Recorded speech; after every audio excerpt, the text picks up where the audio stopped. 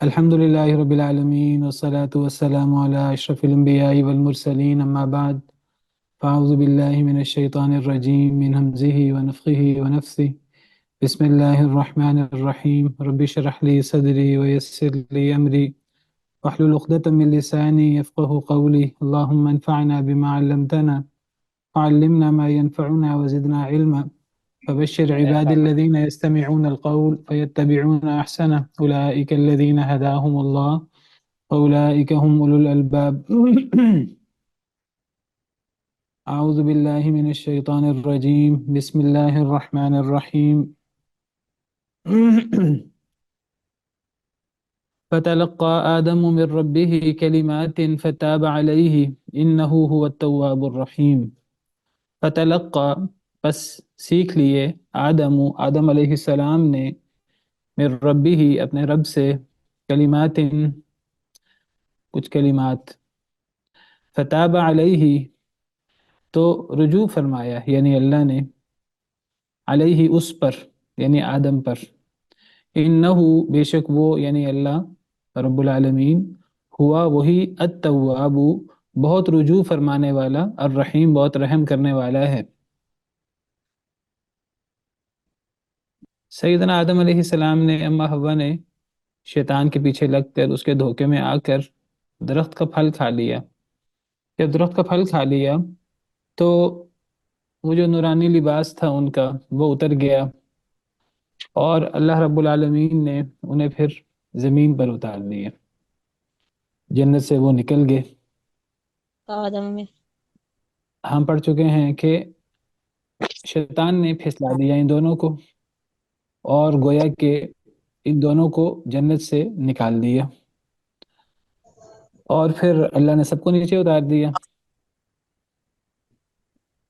اب سیدنا آدم علیہ السلام کو شدید احساس پیدا ہوا ان کو اور اما حوا کو کہ ہم سے دھوکہ کیا گیا ہے، شیطان نے ہم سے دھوکہ کیا ہے اور ہمیں اس نے جھوٹی قسمیں کھا کر ہمیں ورغلایا ہے اور ہم شیطان کے دو میں آ گئے، شیطان کے دھوکے میں آ گئے۔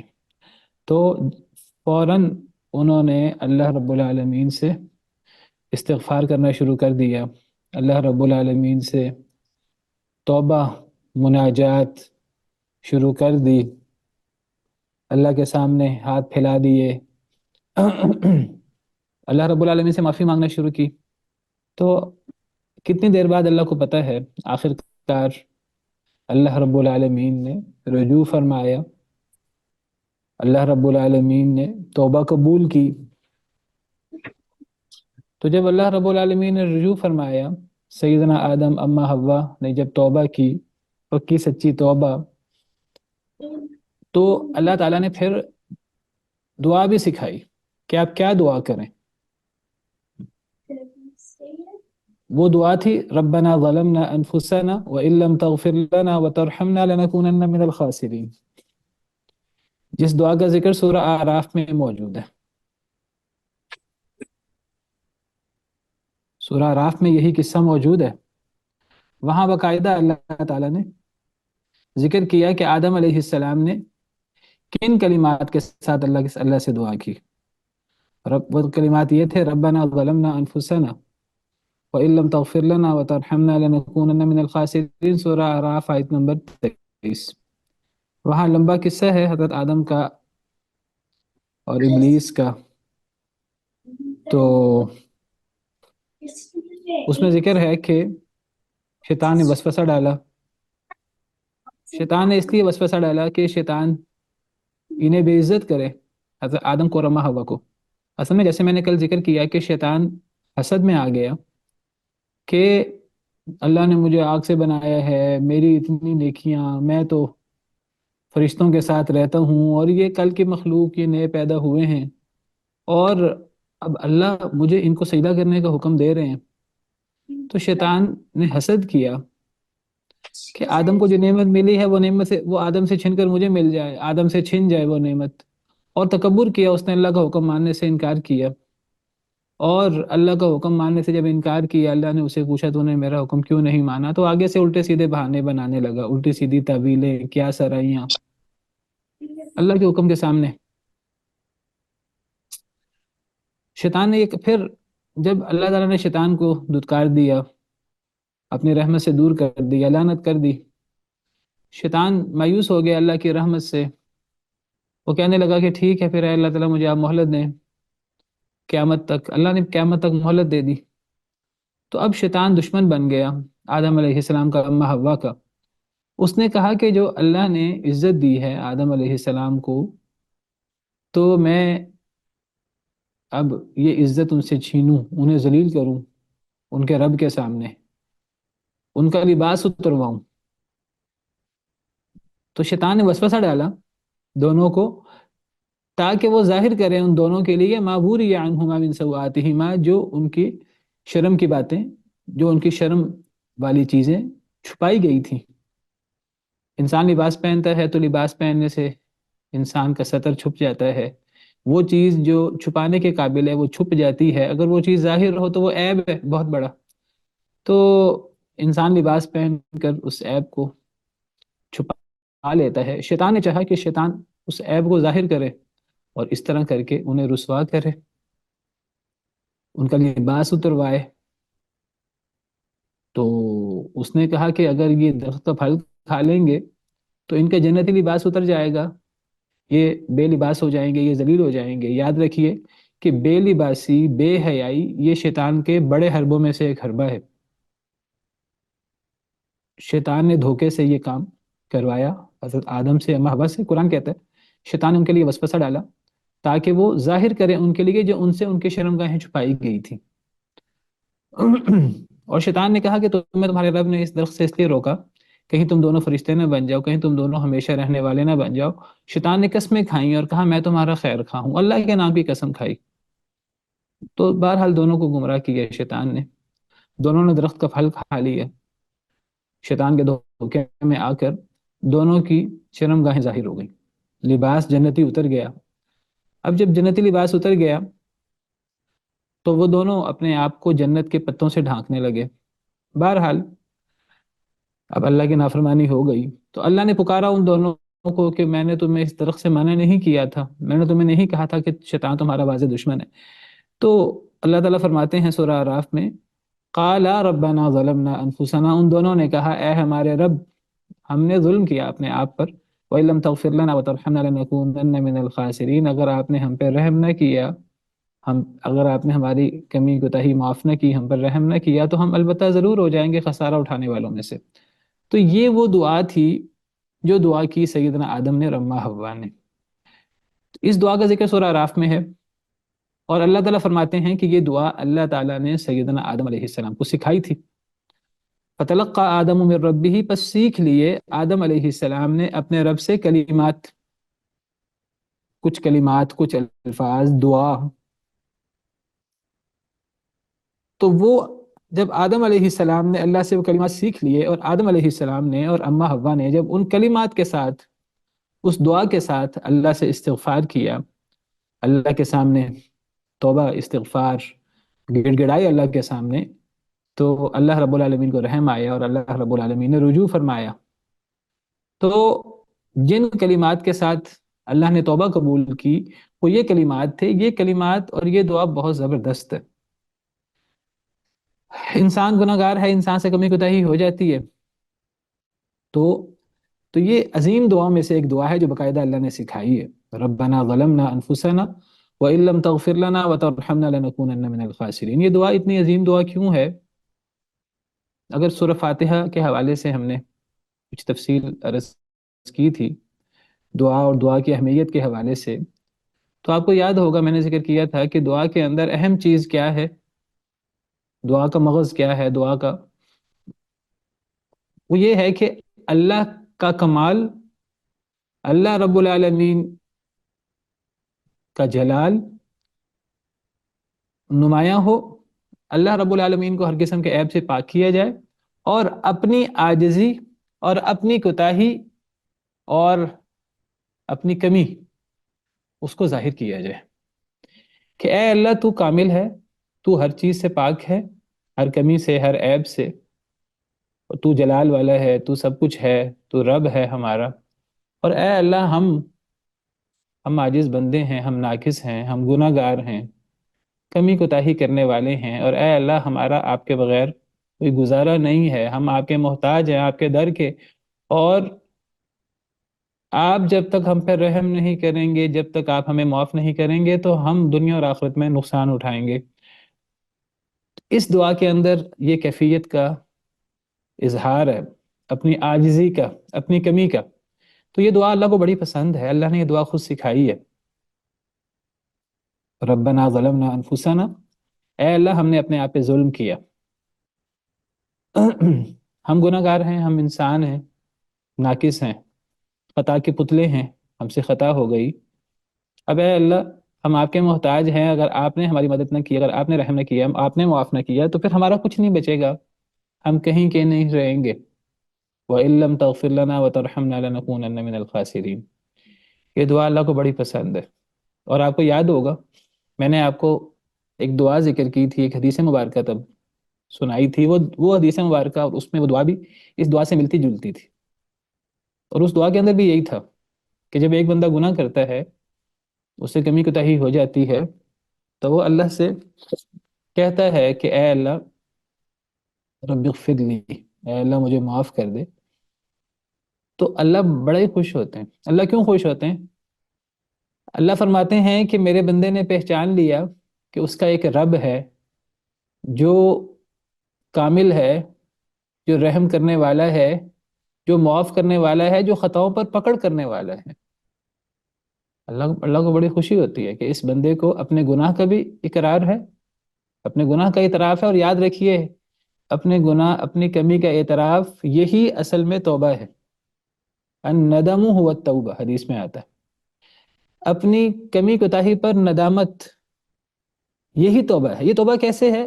یعنی جب کوئی شخص اپنی مجھ سے کمی ہو جاتی ہے، جب یہ احساس انسان کے اندر پیدا ہو جائے، یہ احساس ہی توبہ کی بنیاد ہے۔ تو وہ حدیث مبارکہ میں نے آپ کو بیان کی تھی، انسان سے بار بار غلطی ہو، اللہ بار بار معاف کرے، انسان پھر اللہ سے یہ دعا کرے، تو ایک وقت آتا ہے اللہ فرماتے ہیں اے میرے بندے، اللہ فرشتوں کو گواہ بناتے ہیں کہ میرے فرشتوں گواہ رہو، میں نے اس بندے کو معاف کر دیا ہے، یہ جتنی مرتبہ گناہ کرے تو میں نے توبہ کرتا رہے، میں نے اسے معاف کر دیا ہے۔ وہ حدیث مبارکہ آپ کے سامنے بیان کی تھی، صحیح بخاری صحیح مسلم کی، اس کے اندر بھی اسی سے ملتی جلتی دعا ہے، رب اغفر لی اللہم انی ظلمت نفسی فاغفر لی۔ یہاں بھی وہی ہے، ربنا ظلمنا انفسنا۔ تو یہ بہت عظیم دعا ہے، یہ وہ دعا ہے جو اللہ نے سکھائی، اور اللہ نے معاف کیا آدم علیہ السلام کو، اماں حوا کو۔ بعض لوگ کہتے ہیں کہ جی سیدنا آدم علیہ السلام نے عرش پر نبی کریم صلی اللہ علیہ وسلم کا نام نامی لکھا دیکھا اور ان کے واسطے سے دعا کی تو اللہ نے معاف فرمایا۔ ایسے ہی بے سند، ضعیف، موضوع قسم کی باتیں ہیں، صحیح سند سے ثابت نہیں ہیں، تو لوگ اس قسم کی چیزیں پیش کرتے ہیں۔ ہم ایسی ضعیف موضوع قسم کی چیزوں کو چھوڑ کر قرآن کریم میں جو اللہ نے جو دعا ذکر کی ہے کہ آدم علیہ السلام نے یہ دعا کی، اور سورہ بقرہ میں اللہ فرما رہے ہیں کہ آدم علیہ السلام نے ہم سے کلمات سیکھ لیے، اور سورہ اعراف میں اللہ نے ان کلمات کی وضاحت بھی کر دی۔ تو ہمیں قرآن کریم جو سب سے سچی کتاب ہے، تو اس کو چھوڑ کر ہمیں اس قسم کی ضعیف موضوع چیزوں کے پیچھے پڑنے کی کیا ضرورت ہے؟ تو یہ سمجھنا کہ اگر آدم علیہ السلام نے واسطہ دیا تھا نبی کریم صلی اللہ علیہ وسلم کے نام کا وغیرہ وغیرہ، تو یہ ساری بے سند، بے دلیل باتیں۔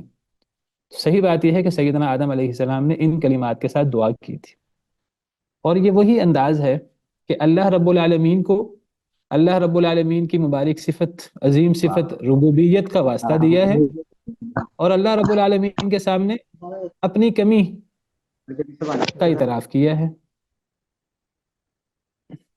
تو یہ بڑی عظیم دعا ہے۔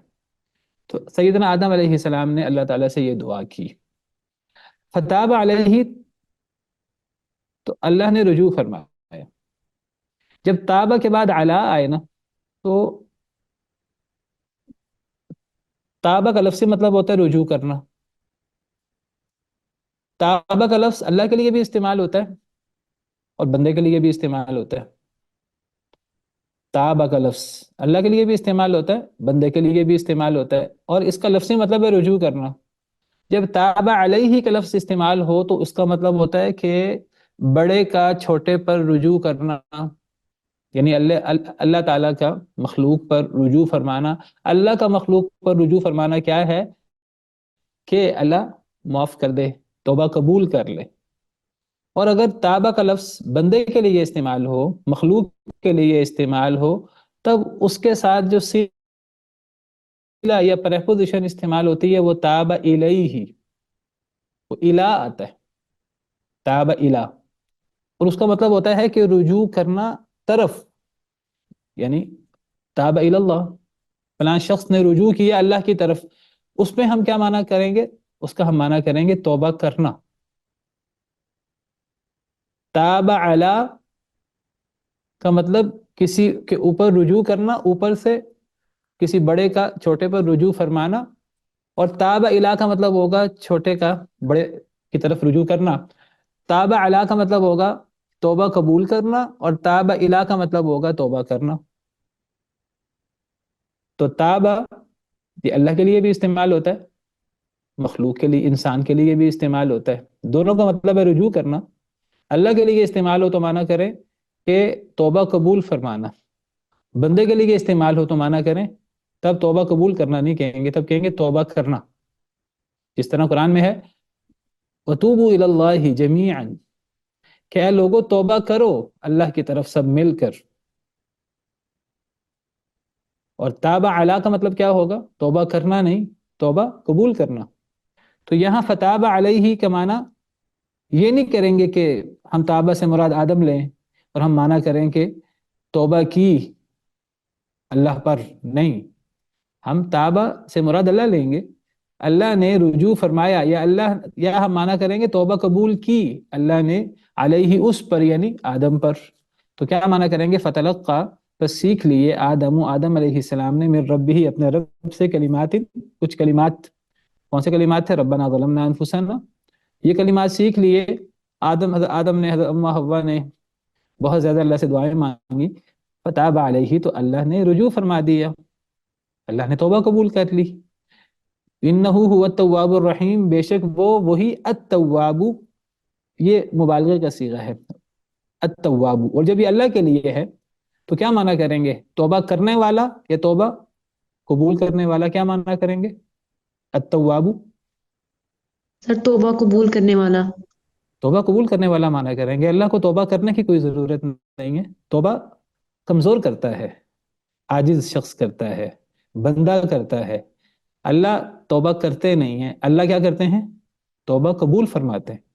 تو جب یہ اللہ کے لیے ہے تو انہ هو التواب الرحیم، بے شک وہ یعنی اللہ ہوا وہی التواب، بہت توبہ قبول کرنے والا. یا آپ وہی معنی کریں رجوع کرنے والا، بہت رجوع کرنے والا، راجیم عین، بہت رجوع کرنے والا یا بہت توبہ قبول کرنے والا. الرحیم، بہت مہربان ہے. تو میں نے ذکر کیا کہ تابہ، اس کا یہ بندے کے لیے بھی آتا ہے اور اللہ کے لیے بھی آتا ہے. اب اسی سے مبالغہ کا صیغہ ہے التواب. اللہ کے لیے یہ آئے تو مطلب ہوگا کہ بہت توبہ قبول کرنے والا، جس طرح سورہ نصر میں ہے اذا جاء نصر اللہ والفتح ورأيت الناس يدخلون في دين الله افواجا فسبح بحمد ربك واستغفر انه كان توابا. انه كان توابا کا مطلب کیا ہے؟ اللہ کے لیے ہے، بندے کے لیے ہے؟ سر اللہ تعالیٰ کے لیے. فسبح بحمد ربك، آپ تسبیح کریں اپنے رب کی حمد کے ساتھ، واستغفرہ، اور اللہ اللہ کے سے لیے. استغفار کریں. انہ کان توابا، بے شک وہ یعنی اللہ ہے توابا، توبہ کرنے والا، بہت توبہ کرنے والا یا بہت توبہ قبول کرنے والا؟ توبہ قبول کرنے والا سر. بہت توبہ قبول کرنے والا. اور یہاں قبول بھی کرنے تواب والا. توبہ قبول کرنے والا. اچھا، ویسے تواب انسان کے لیے بھی آتا ہے، کیسے؟ قرآن کریم میں ہی ایک جگہ پر آتا ہے ان اللہ یحب التوابین ویحب المتطہرین، سورہ البقرہ آیت نمبر 222. ان اللہ یحب التوابین و یحب المتطہرین، یہاں التوابین سے کیا مراد ہوگا؟ اللہ کے بندے، توبہ کرنے والے سے۔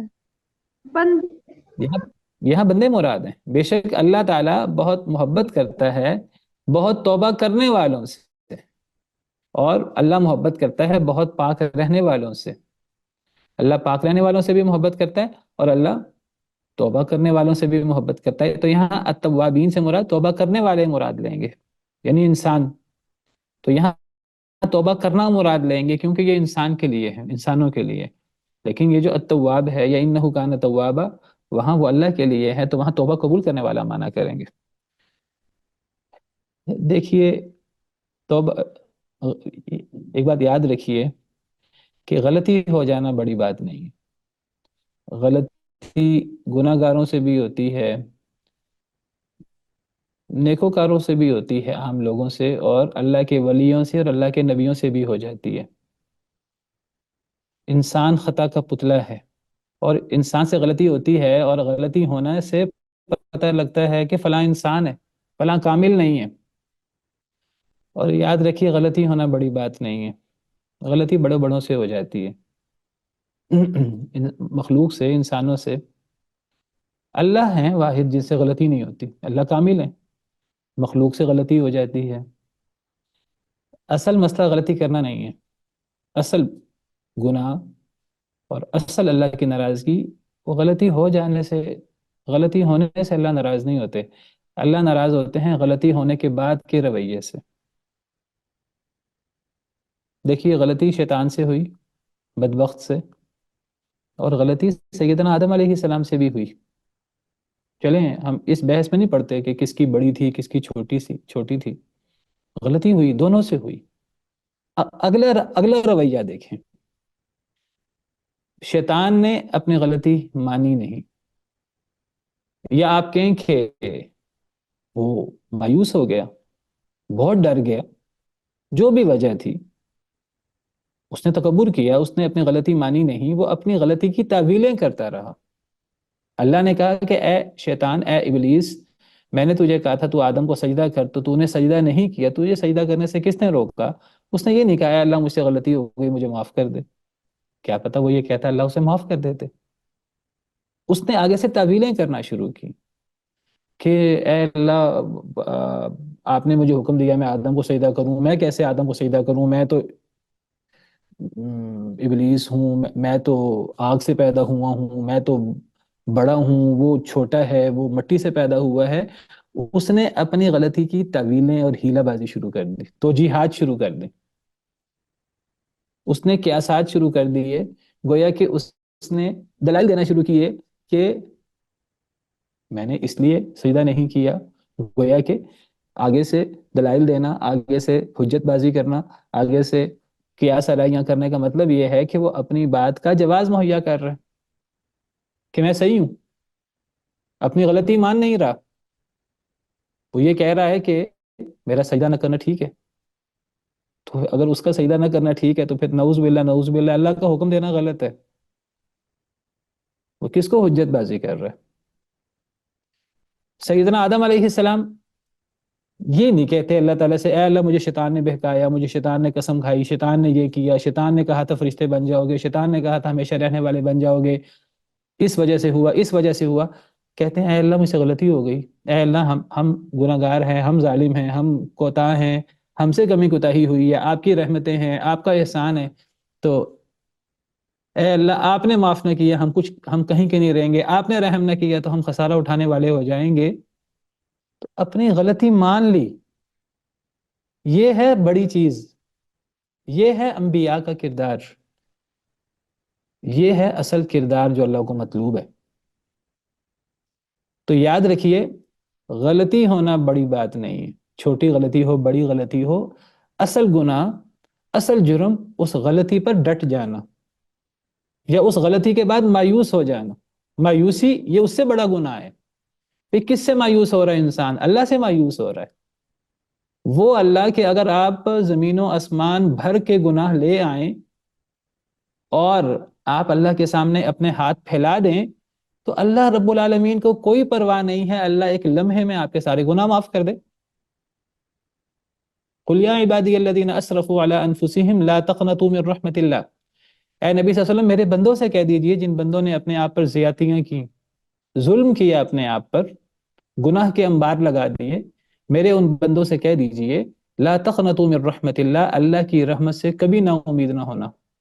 یہ شیطانی کام ہے، اللہ کی رحمت سے نا امید ہو جانا، یہ سمجھنا اللہ معاف نہیں کریں گے۔ اللہ کیوں معاف نہیں کریں گے؟ ان اللہ یغفر الذنوب جميعا، اللہ تو سارے گناہ معاف کر دیتے ہیں۔ اللہ کے سامنے ہاتھ پھیلا کر تو دیکھو، ایک بندہ جب اللہ کے سامنے ہاتھ پھیلاتا ہے تو گویا کہ وہ اپنی عاجزی کا اقرار کرتا ہے، اور گویا کہ وہ اللہ کی ربوبیت کا اقرار کرتا ہے کہ اللہ کامل ہے، اللہ خطا سے پاک ہے، میں ناقص ہوں، میں جیسا بھی ہوں، جو بھی ہوں، چھوٹا ہوں بڑا ہوں، میرا کیا اقتدار، میرے پاس کیا مال و دولت ہے، کیا میرے پاس صلاحیتیں ہیں، کیا میرے پاس عہدہ ہے، میں خطا کار ہوں، میں ناقص ہوں، مجھے میرا رب ہے، اور میرا رب میرے گناہ کو دیکھ رہا ہے، میرے گناہ پر پکڑ کر سکتا ہے، میرا رب نے مجھے جب تک معاف نہ کیا تو میں کہیں کا نہیں رہوں گا، میں دنیا اور آخرت میں تباہ ہو جاؤں گا۔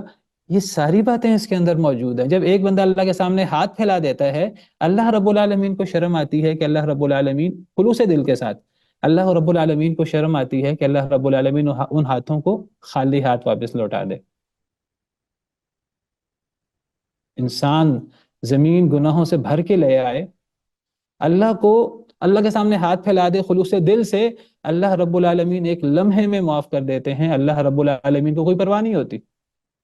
حدیث مبارکہ ہے کہ اے ابن آدم، اگر تیرے گناہ آسمانوں کی بلندیوں تک پہنچ جائیں اور تو مجھ سے معافی مانگے، میں تیرے گناہوں کو معاف کر دوں گا، مجھے پرواہ بھی نہیں ہوگی، ولا ابالی، مجھے کوئی پرواہ نہیں ہوگی تیرے گناہوں کو معاف کرتے ہوئے۔ اللہ کا کیا جاتا ہے معاف کرنے میں؟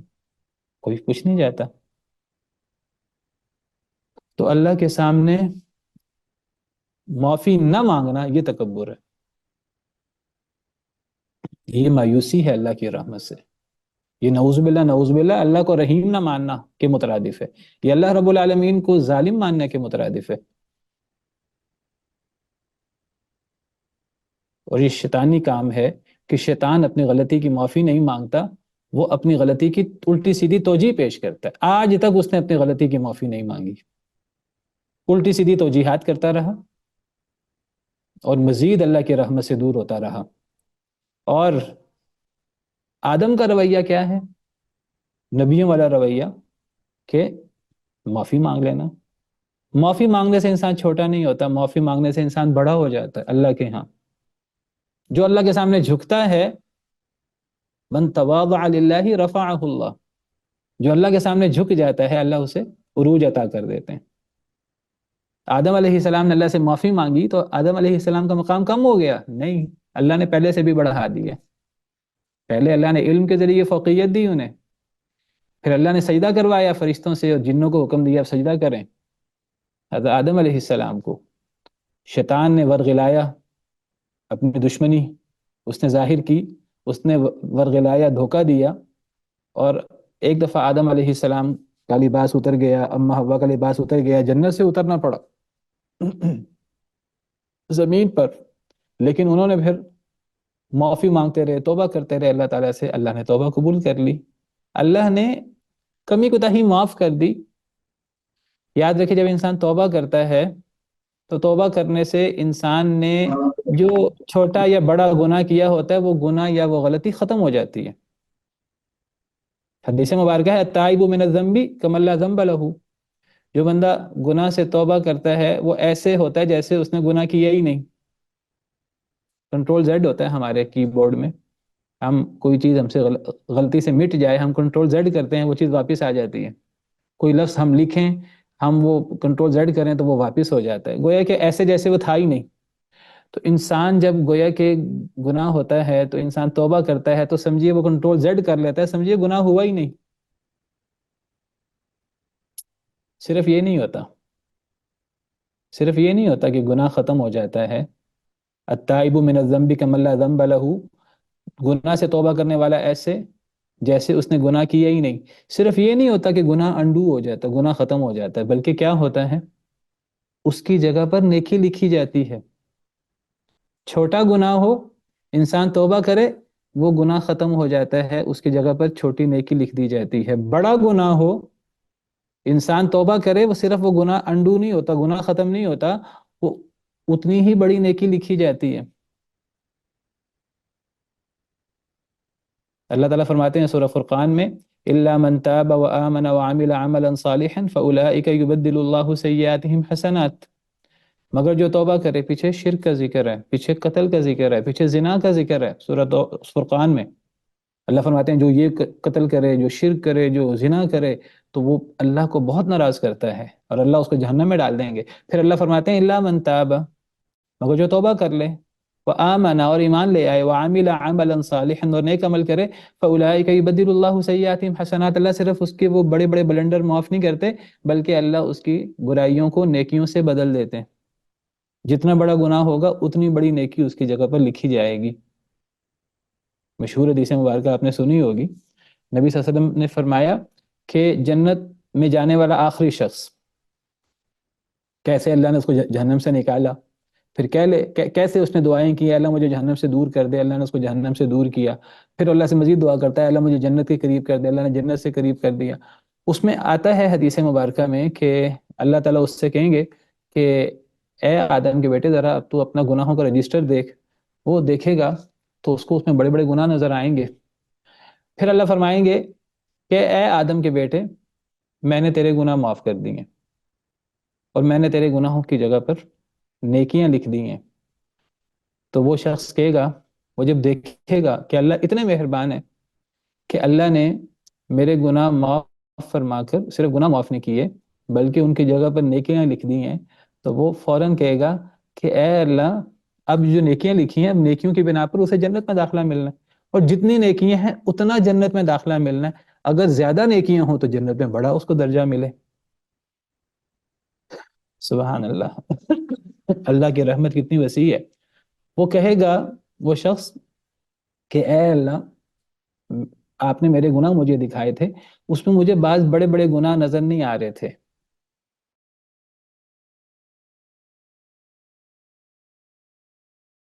تو اپنا رجسٹر دیکھ گناہوں کا، وہ رجسٹر دیکھے گا، اس میں اس کو گناہ نظر آئیں گے. اللہ جب فرمائیں گے کہ میں نے تیرے گناہ نیکیوں سے بدل دیے ہیں، تو وہ کہے گا اے اللہ، اس میں تو کئی گناہ میرے ایسے تھے جو مجھے نظر ہی نہیں آ رہے تھے.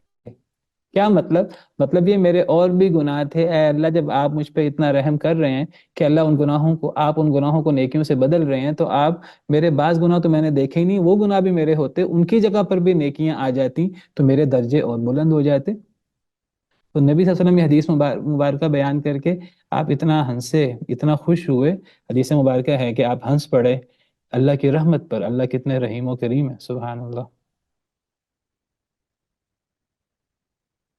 تو اللہ رب العالمین صرف گناہ معاف نہیں کرتے، صرف گناہ انڈو نہیں کرتے، بلکہ اس کی جگہ پر نیکی لکھ دیتے ہیں. چھوٹا گناہ ہو چھوٹی نیکی، بڑا گناہ ہو تو بڑی نیکی، کیونکہ بڑے گناہ کی توبہ کرنا بھی مشکل ہوتا ہے، شیطان زیادہ اس میں وسوسے ڈالتا ہے. لیکن یاد رکھیے ایک مسلمان کبھی بھی اللہ کی رحمت سے مایوس نہیں ہوتا، کبھی بھی اللہ کی رحمت سے مایوس نہیں ہوتا، چاہے بڑے سے بڑا بلنڈر کیوں نہ ہو جائے. اور یہ فرق ہے شیطان کا اور آدم علیہ السلام کا. ہمیں دیکھنا ہے ہم سے بھی کمیاں ہوتی ہیں، کوتاہیاں ہوتی ہیں، ہمیں کون سا رویہ اختیار کرنا ہے، اور ہم کون سا رویہ اختیار کرتے ہیں، ابلیس کا رویہ، شیطانی رویہ، کہ آدم علیہ السلام کا رویہ. غلطی آدم سے بھی ہو گئی، غلطی ابلیس سے بھی ہو گئی.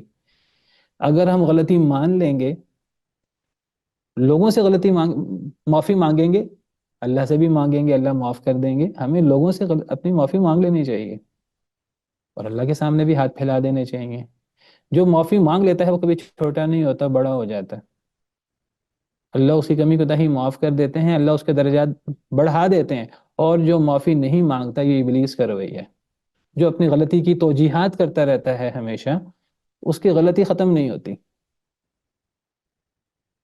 ہمیں دیکھنا ہے ہمیں کس رویے پر عمل کرنا ہے.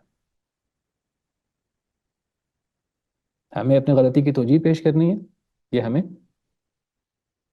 ندامت کرنی ہے اور اللہ سے معافی مانگنی ہے، اور اللہ معاف کر دیتے ہیں. شرک بھی اللہ معاف کر دیتے ہیں. تو اللہ سے معافی مانگ کر تو دیکھے. قلنا اهبطوا منها جميعا، ہم نے کہا اتر جاؤ اس سے سب کے سب۔ دوبارہ اللہ فرما رہے ہیں ہم نے فرمایا اس سے اتر جاؤ، یعنی جنت سے آدم علیہ السلام کو بھی، اماں ہوا کو بھی اتار دیا، اور ابلیس کو بھی آسمانوں سے نیچے اتار دیا۔ فَإِمَّا يَأْتِيَنَّكُم مِّنِّي هُدًى، پس بے شک آئے گی، ضرور آئے گی تمہارے پاس میری طرف سے ہدایت۔ فَمَن تَبِعَ هُدَايَ، پس جو بھی پیروی کرے گا میری ہدایت کی، فَلَا خَوْفٌ عَلَيْهِمْ وَلَا هُمْ يَحْزَنُونَ، پس کوئی خوف نہیں ہوگا ان پر اور نہ وہ غمگین ہوں گے۔ اللہ نے اب زمین پر اتار دیا، اور زمین پر اتار کر اللہ نے فرمایا کہ اب میری طرف سے ہدایت آئے گی، اب میں نے زمین پہ بھیج دیا ہے، اب میں بے مقصد زمین میں نہیں رکھوں گا آپ کو، اب میری طرف سے ہدایت آئے گی، میری طرف سے وحی آئے گی، میری طرف سے رہنمائی آئے گی۔ جب انسان دنیا میں خود پیدا نہیں ہو سکتا، جب انسان کو اللہ نے پیدا کیا ہے، سارے اعضاء اللہ نے دیے، ساری نعمتیں اللہ نے دی، تو انسان جب خود پیدا نہیں ہو سکتا تو انسان نے دنیا میں کیسے زندگی گزارنی ہے، کیسے پیٹ بھرنا ہے، کیسے کھانا ہے، کیسے پینا ہے، کیسے اپنے رب کو راضی کرنا ہے، کیسے وہ اعمال کرنے ہیں کہ انسان دنیا میں بھی کامیاب ہو جائے، آخرت میں بھی کامیاب ہو جائے، انسان یہ خود بخود نہیں پہچان سکتا۔ جب انسان خود پیدا نہیں ہو سکتا تو انسان ہدایت کا رستہ بھی خود اس پہ چل نہیں سکتا، خود اپنا رستہ بنا نہیں سکتا، خود اپنے لیے سسٹم نہیں بنا سکتا، اللہ کو کیا عبادت کا طریقہ خود نہیں اپنا سکتا، معاملات کیسے چلنے ہیں وہ بھی انسان خود اجتہاد کر کے وہ چیزیں نہیں بنا سکتا۔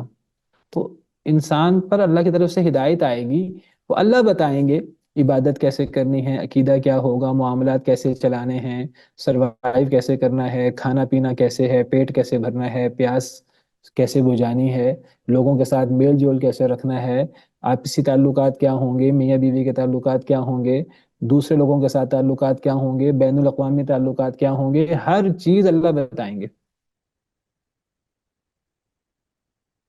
اللہ کی طرف سے ہدایت آئے گی، وہ ہدایت ضابطہ حیات ہوگی، دنیا اور آخرت میں کامیابی کیسے ملنی ہے وہ ہدایت بتائے گی۔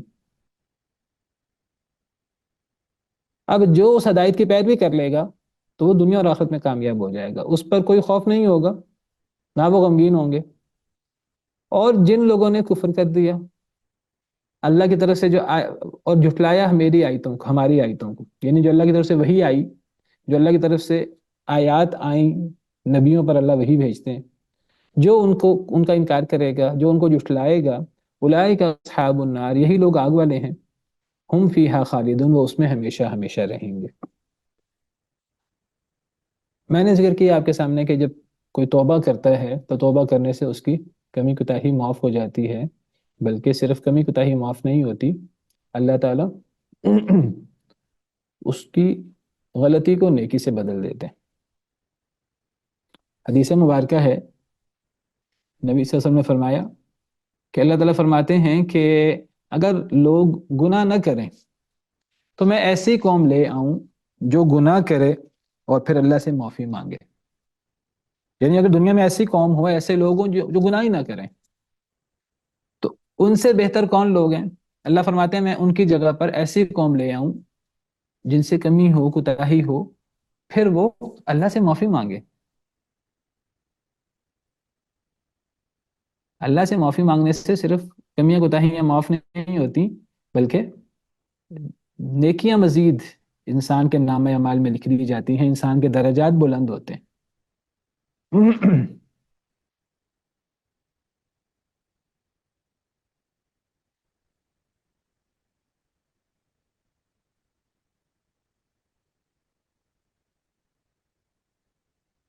لو لم تذنبوا،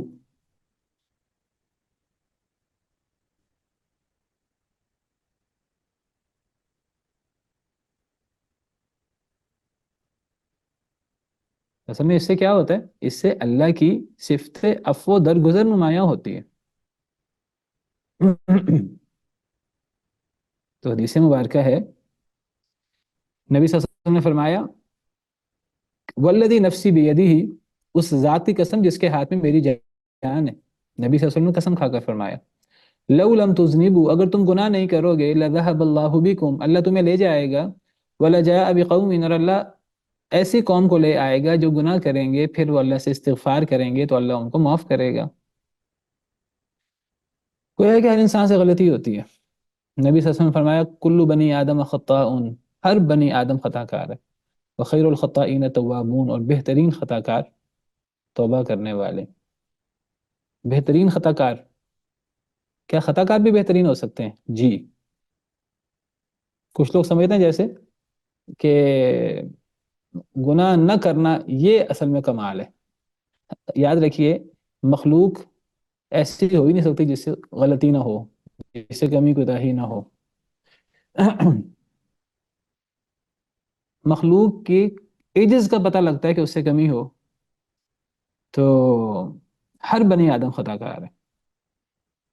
یہاں سے ایک اشکال پیدا ہوتا ہے. ہم کہتے ہیں عام طور پر کہ انبیاء کرام علیہم السلام معصوم ہوتے ہیں. یہاں تو ہمیں پتہ لگ رہا ہے کہ سیدنا آدم علیہ السلام سے بھی غلطی ہو گئی. کوئی کہہ سکتا ہے جی بھی آدم علیہ السلام پتہ نہیں نبی بنے تھے کہ نہیں بنے تھے، نبی اللہ نے شاید بعد میں بنایا ہو. ہمیں ایسے واقعات بھی ملتے ہیں، حضرت موسیٰ علیہ السلام سے بھی قتل ہو گیا، اس میں کوئی کہہ سکتا ہے جی وہ نبی بننے سے پہلے قتل ہوا تھا. ہمیں ایسے واقعات بھی ملتے ہیں قرآن میں کہ نبی بننے کے بعد بھی نبیوں سے بعض ایسی باتیں سرزد ہو گئیں بشری تقاضے کے تحت. سیدنا یونس علیہ السلام کا واقعہ آپ کو پتہ ہے. وہ اللہ کی اجازت کے بغیر نکل گئے تھے، اپنی قوم کو عذاب سے ڈرا کر، ابھی اللہ نے اجازت نہیں دی تھی. اللہ نے قرآن میں اس کو کہا اذ ابق الى الفلک المشحون. ابق کہتے ہیں کوئی غلام اپنی اجازت، اپنے مالک کی اجازت کے بغیر بھاگ جائے تو اس کو کہتے ہیں ابق عربی زبان میں. تو اللہ تعالیٰ حضرت یونس علیہ السلام کے حوالے سے فرماتے ہیں وَإِنَّ يُونُسَ لَمِنَ الْمُرْسَلِينَ، رسولوں میں سے تھے. اذ ابق الى الفلک المشحون، وہ اپنے مالک یعنی اللہ کی اجازت کے بغیر نکل کھڑے ہوئے ایک بھری ہوئی کشتی کی طرف. تو پھر اللہ نے پکڑ کی اور وہ قرآن اندازی ہوئی، کشتی کے اندر لوگ زیادہ سوار ہو گئے تھے، تو پھر وہ قرآن اندازی میں حضرت یونس کا نام آیا کئی مرتبہ. پھر حضرت یونس کو انہوں نے پانی میں پھینکا اور پھر مچھلی نے نگل لیا، اور پھر حضرت یونس علیہ السلام مچھلی کے پیٹ میں پہنچ گئے. ان کو اندازہ ہو گیا کہ مجھ سے کوئی کمی ہو گئی ہے، مجھ سے کوتاہی ہو گئی ہے، اللہ کی نافرمانی ہو گئی ہے. انہوں نے اللہ سے معافی مانگی، اللہ نے مچھلی کے پیٹ سے انہیں محفوظ رکھا، اور اللہ مچھلی کے پیٹ نے مچھلی نے انہیں اگل دیا. سارا واقعہ آپ کو علم ہے. یہ واقعہ حضرت یونس علیہ السلام نبی تھے، رسول تھے. نوح مجھ سے آئندہ اس قسم کا سوال نہ کرنا، اگر آپ نے ایسا سوال کیا آئندہ تو آپ جاہلوں میں سے ہو جائیں گے. حضرت یونس نوح علیہ